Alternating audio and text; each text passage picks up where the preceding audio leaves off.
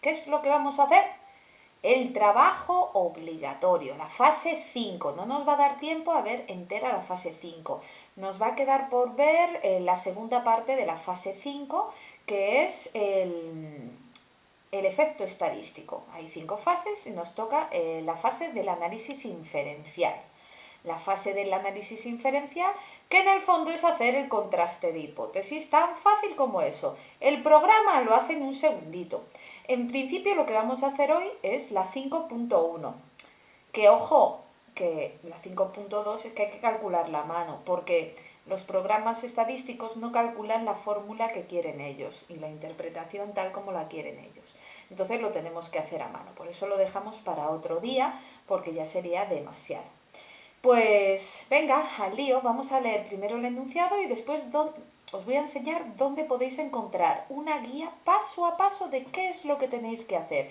Simplemente hay que seguir las instrucciones que nos han dejado ocultas los profesores en el ALF, porque esto todo está en el ALF. Bueno, primero leo.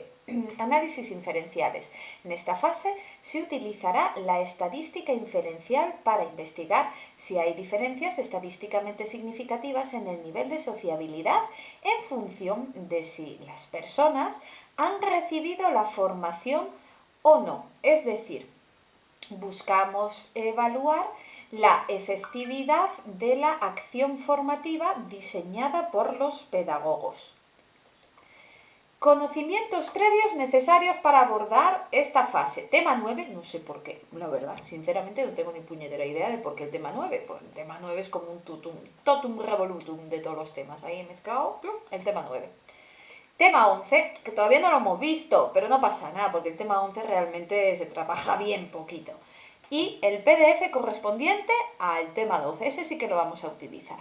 Disponible en el plan de trabajo. Inferencia estadística, la lógica de la prueba, de hipótesis, nivel de significación estadística, error tipo 1, error tipo 2, pasos en el contraste de hipótesis, tamaño del efecto y contraste de hipótesis en diseños de dos grupos. Vamos, patapín, patapán. Nos cuenta un rollo muy grande, pero no os preocupéis. Aquí lo que tenemos que hacer es un contraste de hipótesis, siguiendo las instrucciones que nos han dejado nos están dejando en esta guía del trabajo. Pero ojo, aquí dice, como se detalla en el punto 6 de la tabla 1 de la página 22. Y yo os digo, no vamos a mirar la página 22.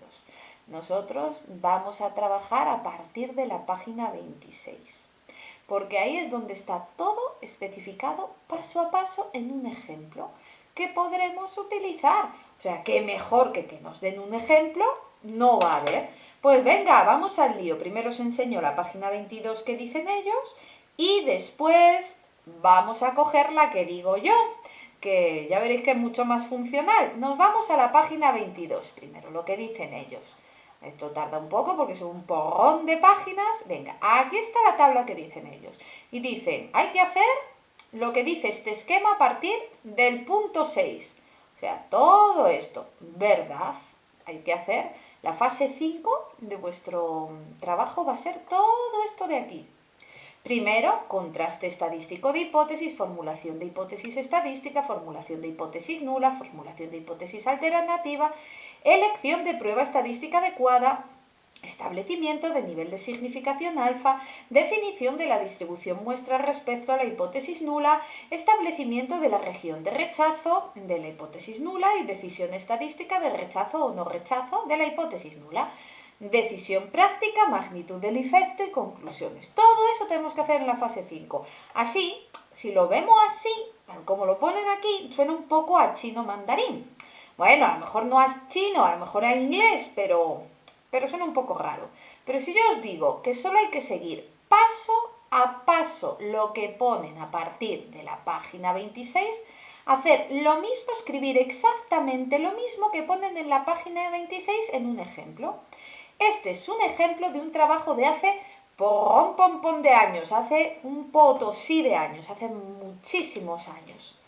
Y pues realmente se parece mucho al vuestro. Vamos a leer el ejemplo que ponen y después vamos a ver paso a paso qué es lo que me están pidiendo, que hay que poner pasico a pasico. Además con el mismo formato, igualito que ponen aquí. O sea que más fácil no puede ser. La fase 5 nos dan el ejemplo ellos mismos. Escondido, porque nunca te lo dicen de frente donde está el ejemplo, sino que tienes que ir dando vueltas para encontrarlo. Pero ya os digo yo que es esto lo que quieren. Y después cogeremos el PPPS, el PSPP, para hacer los cálculos que nos están pidiendo aquí. Pues venga, a darle caña. Veamos otro ejemplo. Estamos estudiando el efecto de un programa para la mejora de la capacidad verbal de los sujetos. Para ello, hemos seleccionado aleatoriamente dos grupos de características similares a un grupo experimental y le aplicamos el programa y después le aplicamos una prueba de rendimiento verbal. El otro grupo de control, no se le aplica ningún programa, pero se pasa también la prueba de rendimiento. De esta forma obtenemos dos medias aritméticas, una por cada grupo, esperando que nuestro programa haya sido eficaz, es decir, que el grupo de sujetos al que hemos aplicado el programa obtenga una media aritmética superior al grupo de control. Vamos, esto es lo mismo que tenéis vosotros, pero con otras variables. Nosotros no vamos a estar trabajando un programa para la mejora de la capacidad verbal, no, nosotros trabajamos un programa para la mejora de la utilización de las redes sociales, pensando que eso va a mejorar la integración social de los estudiantes. ¿Y qué es lo que quiero ver que aumenta o disminuye? ¿El rendimiento lector? No, la sociabilidad. Pero por lo demás, igualito. Después de haber aplicado el programa de 4 semanas sobre las redes sociales, recogemos la información tanto de los sujetos que recibieron el programa como de los que no. Y comparamos las medias de unos con otros. Eso es lo que vamos a tener que hacer aquí. O sea que en el fondo es lo mismo, pero cada vez que me hablen de programa de mejora de la capacidad verbal, vamos a hablar nosotros programa de las redes sociales. Y cada vez que nos hablen de rendimiento verbal, vamos a hablar de la sociabilidad. Hombre, no hay que ponerlo todo como escribe, o sea, tenemos que redactarlo también, podemos redactarlo a nuestra manera, con un poco de soltura por nuestra parte, un poco de gracia, un poco de vidilla, pero en principio el formato es este. Vamos a ver, lo primero que tengo que hacer es lo que me dicen aquí. Diseño de la investigación. Es lo mismo, nosotros vamos a hacer un diseño experimental. Un diseño experimental que podéis decir que es probabilístico porque se supone que las muestras han sido escogidas al azar entre los sujetos que tienen alto aislamiento social. ¿Vale?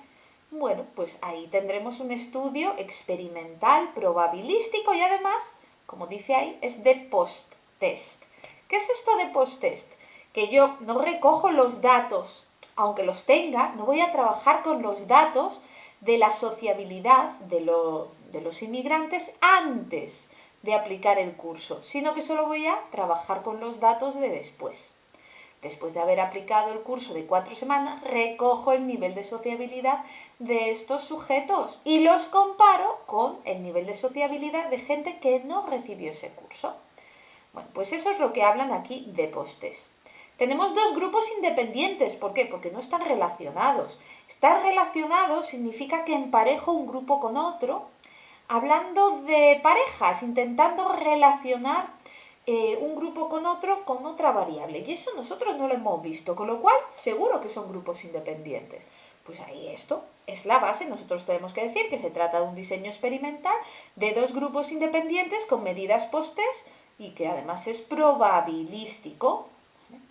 ¿Cuál es la variable independiente? El programa de 4 semanas, si utilizamos el programa o no utilizarlo. ¿Cuál es la variable dependiente? Es la sociabilidad, medida con la escala de Bernoulli, que ya hemos hablado de ella en las fases anteriores. Y ya podemos pasar al contraste estadístico. Ahora tenemos que definir la hipótesis nula y la hipótesis alternativa. Es ahora donde hay que definir las hipótesis científicas o hipótesis estadísticas, para ser más exactos, que pone aquí. Hay tutores Algunos tutores quisieron que las escribieseis también en la fase 1. Bueno, pues las volvéis a escribir, ¿qué le vamos a hacer? Si ahora tenemos que volverlas a poner, pues las volvemos a poner y se ponen 2 veces. Lo normal es que solo se ponga aquí. Pero bueno, que si tu tutor quiere que la pongas 2 veces, como si quiere que la pongas 20, tú obedece al tutor, que a fin de cuentas es el que te va a dar la nota. Bueno, aquí nosotros entonces tenemos la formulación de la hipótesis estadística. ¿Y cuáles son las hipótesis estadísticas? La hipótesis nula y la hipótesis alternativa, que son frases hechas. ¿Qué dice la hipótesis nula? Que no existen diferencias estadísticamente significativas entre las variables, que si encontramos alguna diferencia es fruto del azar, es aleatoria. En nuestro caso, las variables, ¿cuáles son? Pues el programa de 4 semanas y el nivel de sociabilidad, pues eso es lo que tenemos que poner. No existen diferencias estadísticamente significativas entre las medias aritméticas medias aritméticas en sociabilidad de los grupos en función de haber aplicado o no, sí o no, el curso de 4 semanas. Pues ya estaría. El resto, todo el resto, ya es una apreciación tuya. Es como tú explicarías esto con tus palabras. De aquí a aquí, lo que están haciendo es explicar con sus palabras qué significa la hipótesis nula. Pero esto es una frase hecha que no se puede cambiar. Solo podéis cambiar lo que ya os he dicho, las variables, utilización o no del programa de 4 semanas y no la capacidad verbal, sino la sociabilidad. Pero todo lo demás lo ponéis con vuestras palabras. Ojo, es importante que pongáis también la fórmula. Fórmula para la hipótesis nula es esta de aquí o otra. Podéis elegir entre una y otra, la que os dé la real gana. La otra fórmula dice que la hipótesis nula a la media del grupo experimental es igual a la media del grupo de control. Y ahí lo tenemos, ni más ni menos. Bueno, la hipótesis alternativa. La hipótesis alternativa dice que si existen diferencias, es lo contrario de que la nula, que si existen diferencias estadísticamente significativas entre utilizar y no el programa de 4 semanas sobre las redes sociales y la sociabilidad. Entonces tendríamos que poner eso, que las diferencias que encontramos se deben a la variable independiente, se deben a la utilización del programa. Y ahí lo tendríamos. Todo lo demás, de aquí para abajo, es lo mismo pero explicado con sus palabras. Claramente vosotros tenéis que explicarlo con vuestras palabras y que sea cortito, ya veis, un par de líneas, que tampoco ahí os explayéis. La hipótesis alternativa también tenemos que ponerle la fórmula. ¿Cómo? Bueno, la hipótesis alternativa es esta de aquí. Recordar, este símbolo significa media de la población. Y tiene que ser como el estudio es unilateral. ¡Ojo! Nuestro estudio es unilateral. Recordarlo, porque aquí hay un poco de duda, pero nuestro estudio es unilateral. Si yo me subo al enunciado, si yo me vengo, perdonar que os maree tanto, ostras, que no estaba aquí, me estoy confundiendo de documento, un segundo, está aquí.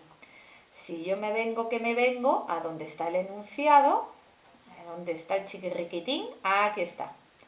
Mirad, aquí me habla de equipo, de educadores sociales, preocupado por los problemas de integración social que presentan las personas inmigrantes que trabajan. Se preguntan si la utilización de las redes sociales por parte de los usuarios del centro mejoraría el nivel de integración.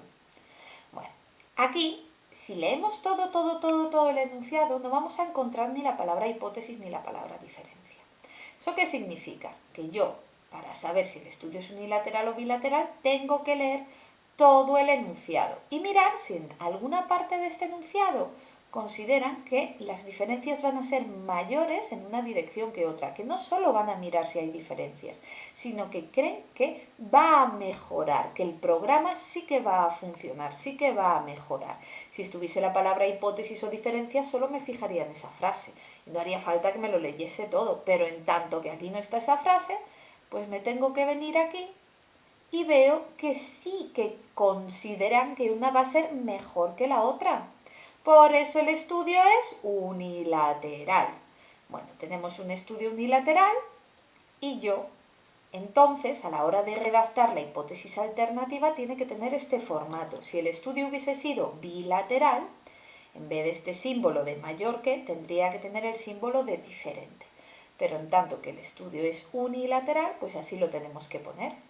La hipótesis alternativa también se puede escribir con otro formato, la fórmula quiero decir, que sería la media del grupo experimental. Ojo, el grupo experimental era el codificado como 1. Entonces, en vez de aquí E y C, puedo poner 1 y 0. Incluso puedo poner A y B, porque lo normal es considerar el grupo experimental como grupo A y al grupo de control como grupo B. Puedo ponerlo de todas esas formas. Bueno, pues la otra fórmula es que la hipótesis alternativa, la media del grupo experimental es mayor que la media del grupo de control, donde 1 grupo experimental, 0 grupo de control. ¿Cuál escogéis? Pues la que más os gusta, da igual, pero que sea semejante la de la hipótesis nula de la hipótesis alternativa. ¿Vale? O sea que si cogéis este formato, si cogéis el otro para las dos, que vayan a la par. Una vez que ya tenemos hecho eso, tengo que decidir qué prueba voy a utilizar para el contraste. Aquí me dice, tenemos que escribir esto con nuestras palabras y para nuestro estudio. Supongamos que se cumple el supuesto de independencia, normalidad y homocedasticidad. ¿Por qué tenemos que suponer esto? Porque es la base para poder decir que vamos a hacer una prueba paramétrica, que son las únicas que sabemos hacer en esta asignatura. Aquí me dice, la variable dependiente se ha medido mediante un test estandarizado de capacidad verbal, por lo que su nivel de medida puede considerarse de intervalo. En consecuencia, procede el uso de una prueba paramétrica. Bueno, a ver, esto lo mismo para vosotros. Lo que pasa que donde habla de capacidad verbal, nosotros hablamos de sociabilidad. Esto lo quitamos y hablamos de sociabilidad. Y, bueno, es una prueba estandarizada, no un test. Esto también lo tendríamos que cambiar. No es un test, es una prueba. Y lo demás ya sería igual. Hombre, lo podéis escribir con vuestras propias palabras, pero es esto. Aquí dice, se tiene una variable independiente de dos grupos. Grupos independientes, ojo, ¿cuál es vuestra muestra? Las muestras, podéis decir, las dos muestras son de 10 sujetos cada una. Por lo tanto, como son muestras pequeñas, menores de 30, yo aquí tengo que utilizar una TestStudent. Bueno, veamos no obstante cómo se comprobaría el supuesto de normalidad. Ojo, nosotros no vamos a utilizar este programa, vamos a utilizar otro, el PSPP, porque es gratuito y el SPSS vale 1.700 euros, por razones obvias. El de igualdad de varianzas lo veremos en la propia aplicación de la ¿vale? Eso lo podemos poner también porque nos va a salir. Y ahora tenemos que decir qué nivel de confianza vamos a utilizar. Vosotros podéis escoger cualquier nivel de confianza que os dé la gana. Los normales en pedagogía son dos, nivel de confianza del 95% y nivel de confianza del 99%. Si cogéis un nivel de confianza del 99, tenéis que decir que vuestro alfa o error tipo 1 es de 0,01. Si escogéis el del 95%, vuestro alfa es de 0,05 o error tipo 1 es de 0,05 y eso lo tenéis que poner aquí. Y ya nos tocaría mirar cómo se calcula la Kolmogorov-Smirnov para los datos que nosotros tenemos. Vamos a tirar para adelante.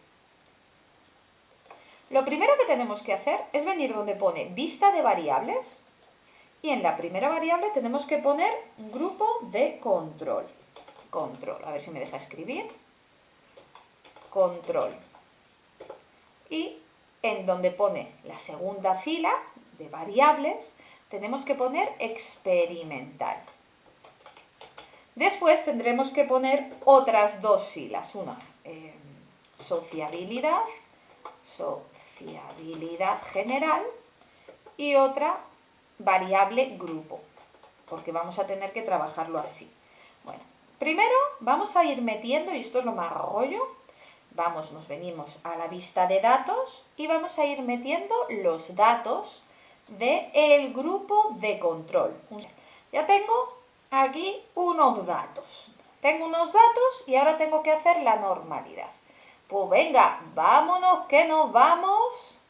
Aquí venimos Y donde pone análisis, nos vamos a donde pone no paramétricas. Nos vamos donde pone no paramétricas. Y en no paramétricas nos vamos donde pone KS, que es Kolmogorov-Smirnov, para una muestra, porque para dos muestras sería un contraste de hipótesis, que eso no se ve, de pruebas no paramétricas, que eso no se estudia en esta asignatura. Entonces, cogemos esto. ¿Y qué variables quiero mirar? Bueno, podemos ir mirándolo, que es lo que quieren, una a una. Ponemos el grupo de control, ok, y me saldrá aquí detrás los datos. Y vamos a hacer lo propio para, esto no es, un segundo, lo propio, para el otro grupo, donde tengo los datos del SP, se me ha escondido. ¿Dónde está, chiquitirriquitín? Entre que yo estoy ciega y se me esconden los datos, esto es un... Venga, ya hemos hecho para el grupo de control, ¿vale? Este es el grupo de control. Bueno, lo pone ahí, grupo de control. Pues ahora tenemos que hacer lo mismo para el grupo experimental. Prueba no paramétrica, KS, y saco de aquí el grupo de control, lo llevo para afuera, y el grupo experimental lo meto para adentro. Súper importante que pongáis esta teclita normal, porque queremos mirar la normalidad, y esta fórmula sirve para muchas cosas. Le damos a OK y ¡ole! Ya tengo aquí los datos. Bueno, estos datos los tengo que interpretar como aparece en el trabajo. A ver si soy capaz de ponerlo. Si nos fijamos, aquí nos ponen las dos tablas y dice la probabilidad de la ZKS es igual a 0,616, que es mayor que el alfa. Entonces no se rechaza la hipótesis nula y aceptamos el supuesto de normalidad. Pues nosotros tenemos que hacer lo mismo, pero con nuestros datos. En este caso, la probabilidad, nuestra probabilidad asociada, es este 0,970. Esta es nuestra probabilidad de ZKS. ¿Vale? ¿Y con qué la comparo? Con el alfa que ya hemos escogido. Si hemos escogido el alfa normal, 0,05, o si hemos escogido el otro, vemos que la probabilidad es mayor que el alfa y por lo tanto el grupo de control es normal. Para el grupo experimental, tres pares de lo mismo. La probabilidad del ZKS es de 0,667, que es mayor que el alfa, que es de 0,05, por lo tanto no se puede rechazar la hipótesis de normalidad. Y sabemos que nuestras muestras tienen una distribución normal. Eso lo tendríamos que poner. Bueno, ahora, quito esto. ¿Cómo recortamos esto? Bueno, podemos guardarlo en PDF y hacer recorte desde el PDF, o hay otra forma. Si tenéis un Mac es muy fácil. Solo tenéis que clicar Command, Shift y 4. Y así lo podéis recortar. Si no, no pasa nada. Esos mismos pasos están para Windows. Exactamente los mismos. Yo aquí no os lo puedo enseñar por razones obvias porque no tengo Windows. Pero sí que puedo, sí que se puede hacer. ¿Vale? No, bueno, minimizo esto y como yo ya tengo recortada, pues me meto esta tabla. Hago lo mismo con la otra para tener las dos tablas. Ojo, recorto solo lo que es la tabla y el enunciado. No lo recorto todo. Si alguien tiene problemas, es muy fácil encontrar cómo se puede recortar. Cómo se puede recortar con Windows. Vamos a verlo, que se ve en un segundico en internet. Si yo pongo en Google recortar imagen de pantalla Windows, ya me sale me salen no solo cómo se hace, sino que me salen tutoriales por YouTube.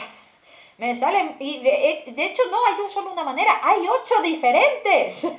O sea que aquí tenéis el que más rabia os dé. Si no os funciona uno, hay más de un método. O sea que utilizarlo, que para eso está. Yo tengo este, que para mí es el más cómodo porque estoy ahora con un Mac. Pero si con un Windows se puede hacer igual de bien. Ahora ya tenemos hecho eso, ya tenemos la normalidad. Bueno, tenemos que establecer el nivel de significación alfa. Ya lo hemos establecido arriba, pero este es específico para el contraste. El que hemos puesto arriba puede ser solo para la normalidad y la homocedasticidad. No tiene por qué ser igual el alfa para la normalidad y la homocedasticidad que el alfa para el contraste. Lo normal es que sí que lo sea, pero pueden ser diferentes. Aquí yo diría, tengo un nivel de confianza del 95% y por lo tanto mi error tipo 1 o alfa será de 0,05. Ya tenemos eso. Ahora me dice, definición de la distribución muestral. Esto es una frase hecha. Podéis, para que no os quede a todos igual, podéis hacer lo mismo que acabamos de hacer. Venimos a San Google y buscamos definición de distribución muestral. Podéis coger la que está ahí puesta, pero para que no quede igual, ¡hala! Mirad cuántas tenemos. Tenemos tropecientas mil definiciones diferentes de qué es una distribución muestral. Cogemos la que más rabia os dé. Daría igual una que otra. Es una cosa que realmente no se usa. La distribución muestral significa que yo, por ejemplo, tengo una población y una muestra. Y he hecho el contraste de hipótesis en una muestra. Por ejemplo, un cálculo de TED-Student en una muestra.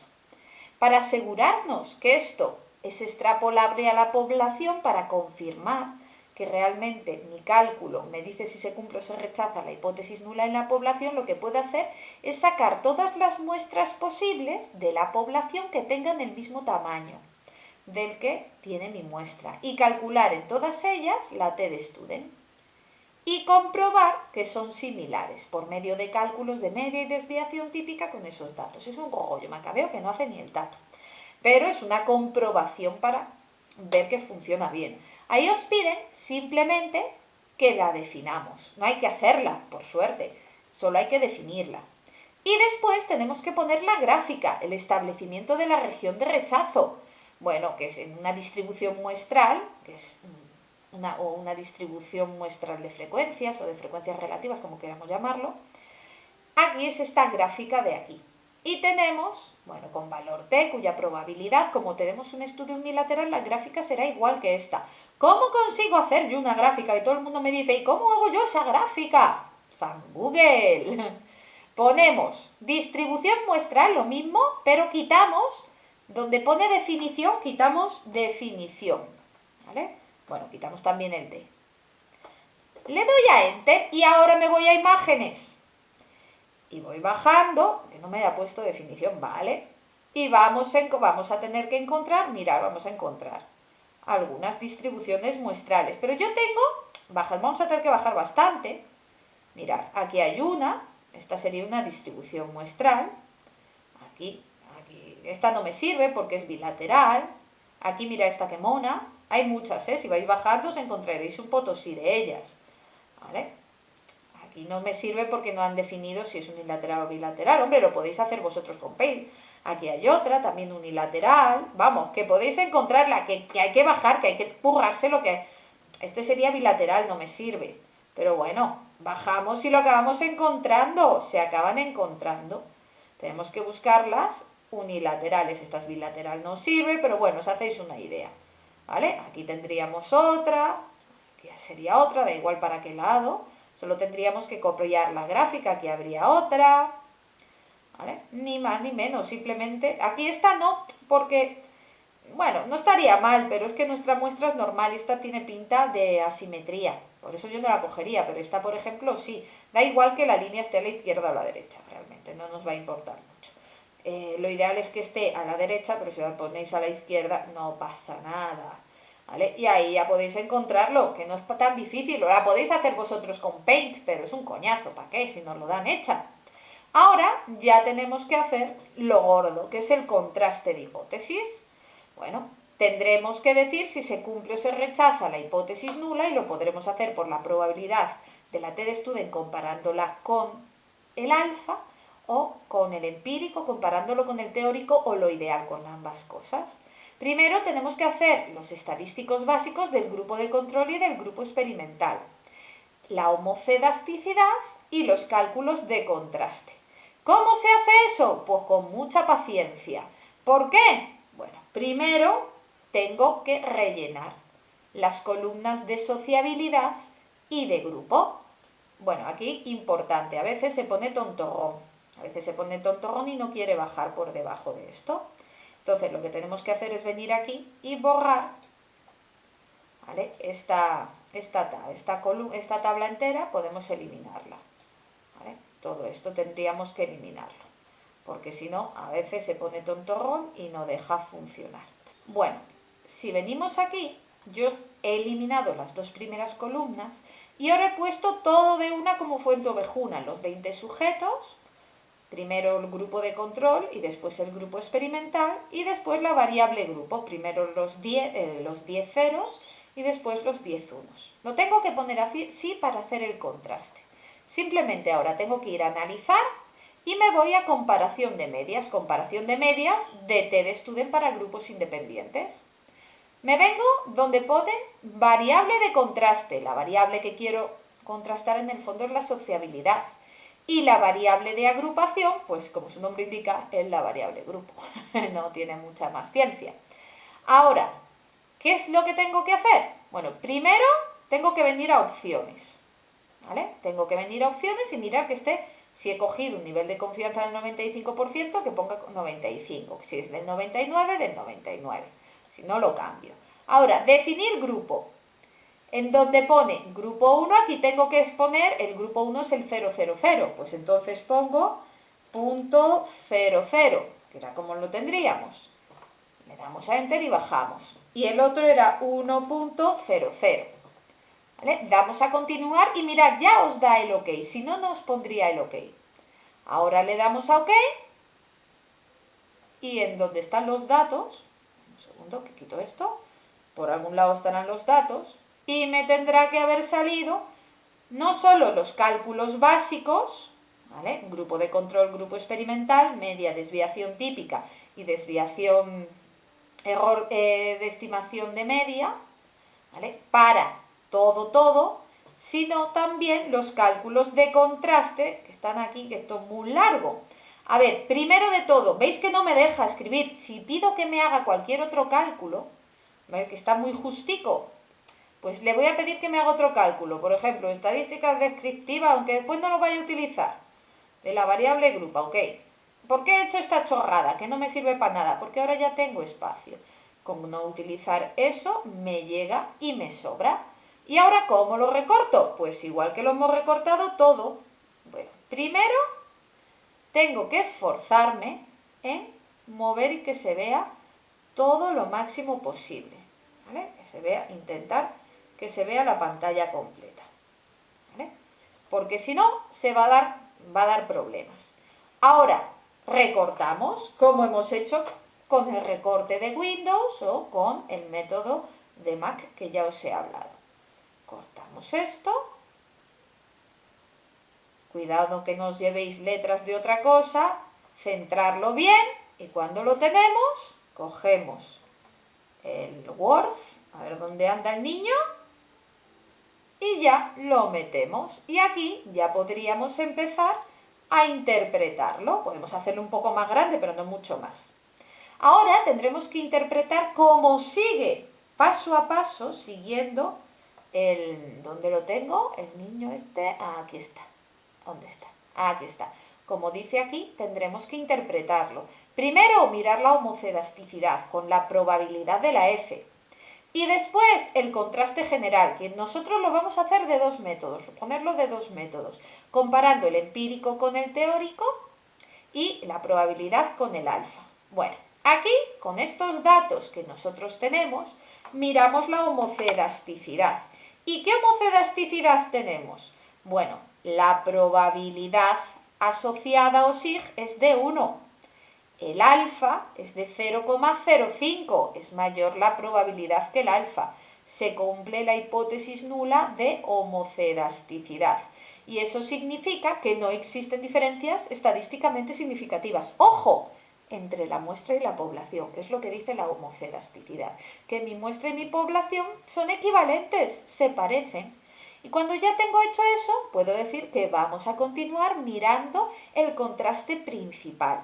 Para ello vamos a utilizar primero la probabilidad asociada a la TDStudent prueba estadística que hemos escogido. La probabilidad, ojo, es una probabilidad bilateral. Tendremos que decir que la probabilidad bilateral la dividiremos entre 2. ¿Por qué?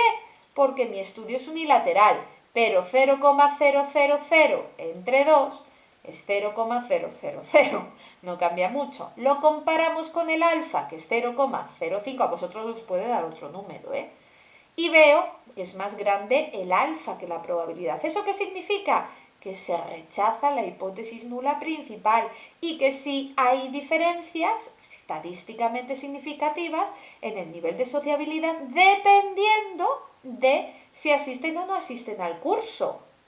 Además, nosotros también lo vamos a comparar con el empírico de contraste.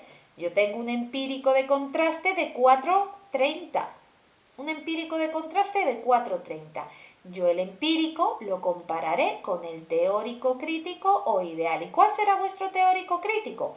Bueno, si tenemos un alfa de 0,05, un estudio unilateral, porque vuestro estudio es unilateral, y tenéis un estudio unilateral, alfa 0,05, y además tenéis grados de libertad n más n menos 2, que será 10 más 10 menos 2 igual a 18.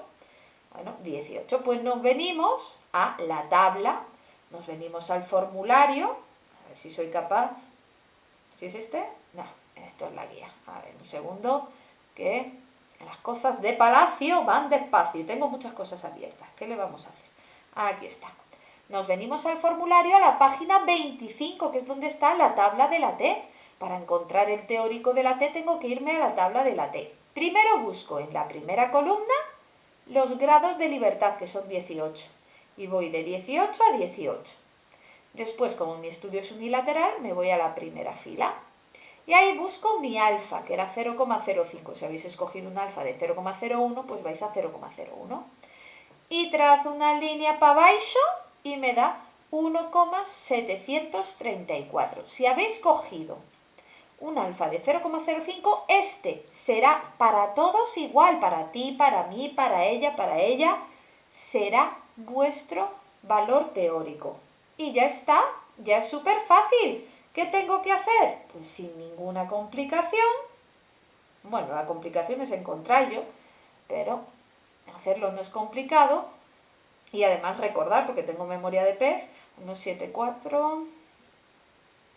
Lo que tenemos que mirar es que el 4,30, que es el empírico, es más grande que el 1,734, creo que es el teórico crítico o ideal. ¿Cómo es más grande? Se confirma también por este método que se rechaza la hipótesis nula y que sí que un método funciona mejor que otro.